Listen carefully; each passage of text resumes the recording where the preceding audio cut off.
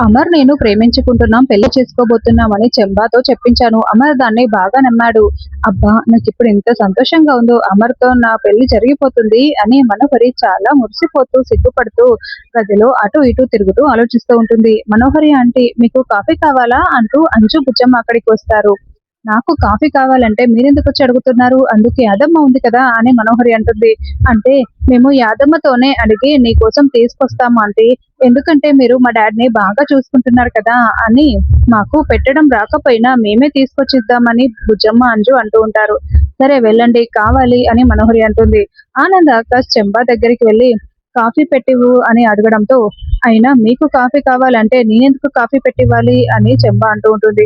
అంటే మా కోసం కాదు, మనోహరి ఆంటీ కోసం. మా డ్యాడ్‌ని ఆంటీ చాలా బాగా చూసుకుంటున్నారు కదా! అందుకే మేము సేవలు చేయడానికి ఇలా తీసుకువెళ్ళి ఇద్దామని అని ఆకాష్ చెప్తూ ఆనంద్, ఆకాష్ చెప్తారు. ఓహ్!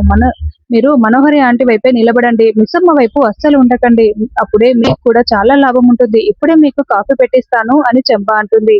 మనోహరి అమరేంద్ర సార్‌ని పెళ్లి చేసుకోగానే ఆస్తి మొత్తం మనోహరి సొంతమైపోతుంది. నేను మనోహరికి సహాయం చేస్తున్నాను కాబట్టి సగం వాటా నాకు ఇస్తుంది.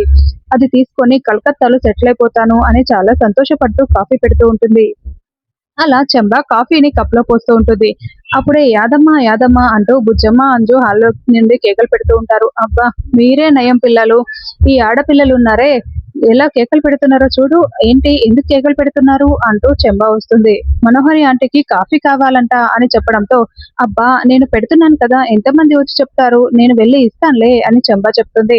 ఈ లోపల ఆనంద్, ఆకాష్ ఆ కాఫీలో ఏదో పొడి కలిపేస్తారు.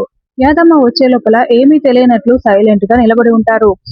కాఫీ అయిపోయింది పిల్లలు అని చెంబా అంటే, సరే నువ్వు వెళ్ళి ఇచ్చేసేయ్ అని వాళ్ళు అక్కడ నుండి వెళ్ళిపోతారు.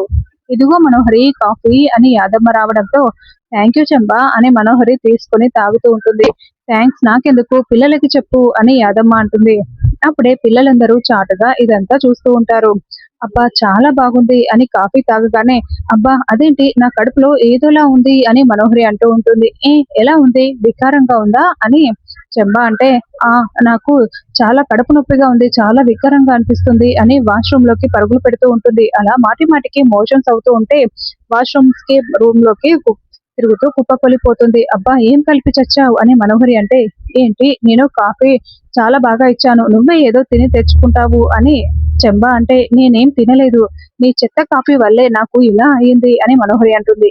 ఏంటి నాది చెత్త కాఫీ అంటావా, నువ్వే చెత్త మొహం దానివి అని చెంబా అంటూ ఉంటుంది.